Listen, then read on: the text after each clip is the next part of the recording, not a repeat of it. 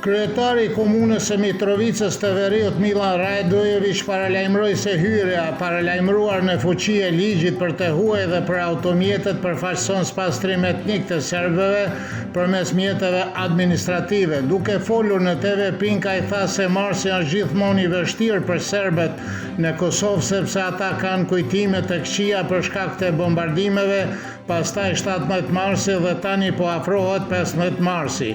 Ne paralajmëruam Bashkinë Ndërkombëtare për këtë ligj dhe thamë se hyrja e tij në fuqi mund të sjellë vetëm probleme serbëve,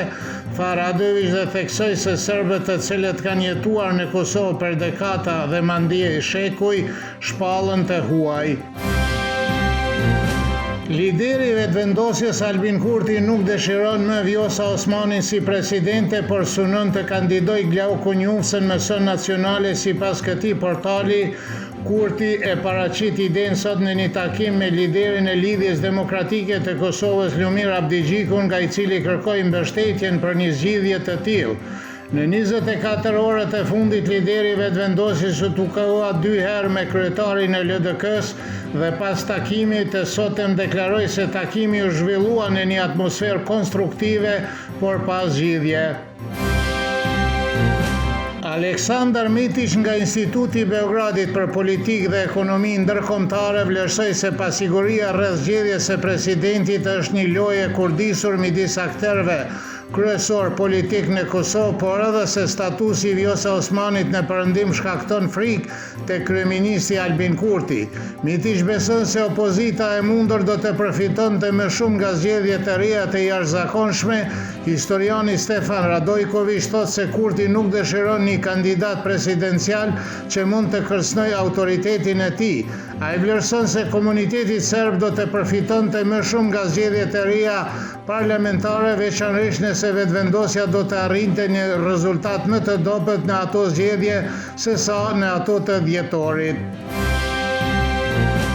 Analisti Azem Vllasi vlerësoi për Kosovë Online se nuk do t'i përshtatej askujt nëse do të zgjidhet një president i ri dhe se kjo do të dëmtonte të gjithë. Ai vëren se gjithçka është në duart e kryeministit të Kosovës Albin Kurti dhe vetëvendosjes dhe se askush nuk e kupton pse ata janë kaq këmbgulës në mos kandidimin për presidentin aktual Vjosa Osmani për një mandat tjetër. Profesori universitar Kol Krasniqi tha për Kosova Online se mosgjedhja e presidentit do të përfaqësonte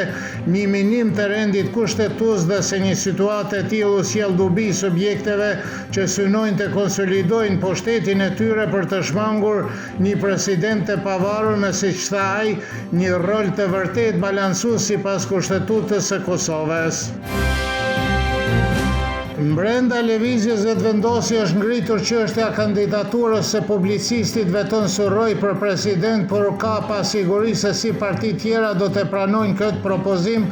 raporton Demokracia duke i referuar burimeve të asaj partie. Në intervista Surroj shpesh pajtohet me pikpamjet e kryeministit Albin Kurti, ndërsa disa herë kritikonte presidenten Vjosa Osmani. Emri i tij shpesh konsiderohej për postet e larta shtetërore, siç ishte posti i ministrit të punëve të jashtme, dhe me mbështetjen e Kurtit ai u përpoq të arrinte pozicione rajonale, siç ishte posti i sekretarit të përgjithshëm të Këshillit për Bashkëpunim Rajonal, por pa sukses.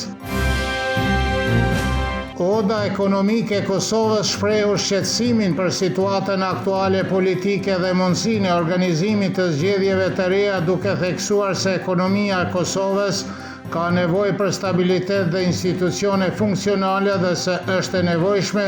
që qeveria dhe parlamenti të ndihmojnë bizneset dhe konsumatorët me një paku të qartë mbështetje. Në një postim për shtyp, Oda ekonomike e Kosovës vlerësoi se Kosova në këtë fazë të ndjeshme të zhvillimit ekonomik ka nevojë për vendimarrje të qëndrueshme dhe bashkëpunim institucional, jo për procese të reja zgjedhore, dhe u bëri thirrje subjekteve politike që të gjejnë një gjuhë të përbashkët dhe të shmangin zgjedhje të reja.